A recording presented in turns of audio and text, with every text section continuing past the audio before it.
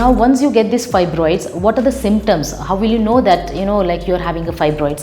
So generally they present with excessive or heavy menstrual bleeding. That is, your bleeding during the periods is very heavy. Maybe it is heavy in the form of pads, where you were earlier taking about like 1 or 2 pads, but now you're taking about 5-6 pads. Or you may the bleeding may be in the form of an increased duration, where the bleeding is happening for longer duration. And the patient may have heavy cramps during the menstrual periods, or the patient may present with subfertility, where she is not able to conceive, and when they come, we test and we find out that the cause of the infertility is the fibroid. Or sometimes the patient present with recurrent pregnancy loss, where we see that when we evaluate, sometimes the fibroids are causing this pregnancy losses. Or sometimes fibroids are very large in size, and because of it causes pressure on the bowel, on the bladder, because of which the patient may experience an increased frequency of urination or constipation or a bloated feeling. Or also sometimes the patient may complain of dyspareunia, that is, there is like pain while having intercourse. So these are the symptoms where we come to know that the patient may be having fibroids. But how will you diagnose? So generally when the patients give such kind of complaints or such symptoms, we do their clinical examination, and whenever we have a doubt, we confirm it by doing the tests. There are different tests of diagnosing the fibroids.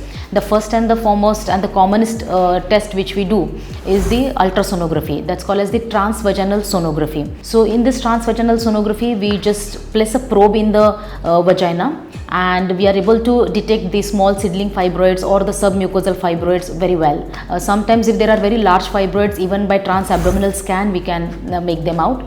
There is something called as saline infusion sonography, during which test we infuse the saline in the uterine cavity, and we have a look at the uterus under the sonography, and we see that there are some fibroids, like submucosal fibroids especially, which can be very well diagnosed in this kind of saline infusion sonography.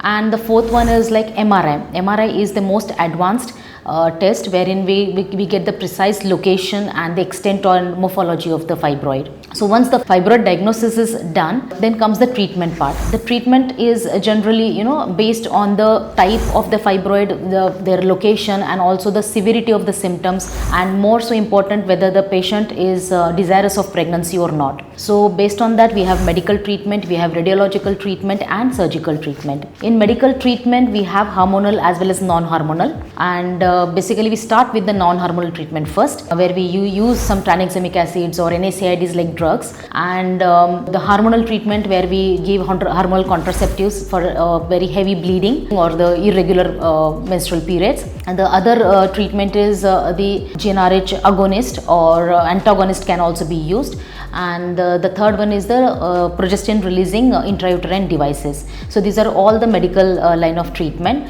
Suppose if the patients are not responding to the medical line of treatment, then we usually go for the radiological treatment, where it's called as an uterine fibroid embolization or uterine artery embolization, where an embolizing substances are introduced into the blood vessels which are supplying this fibroid, and then this fibroids usually shrunk in size, and that's how we can overcome the symptoms. And the third treatment is the surgical treatment. Of course, in surgery also we have treatments like the myomectomy for those patients who want to preserve the uterus and who are desiring of pregnancy. And the last mode of the treatment, surgical treatment, is the hysterectomy, which could be laparoscopic hysterectomy or an abdominal hysterectomy.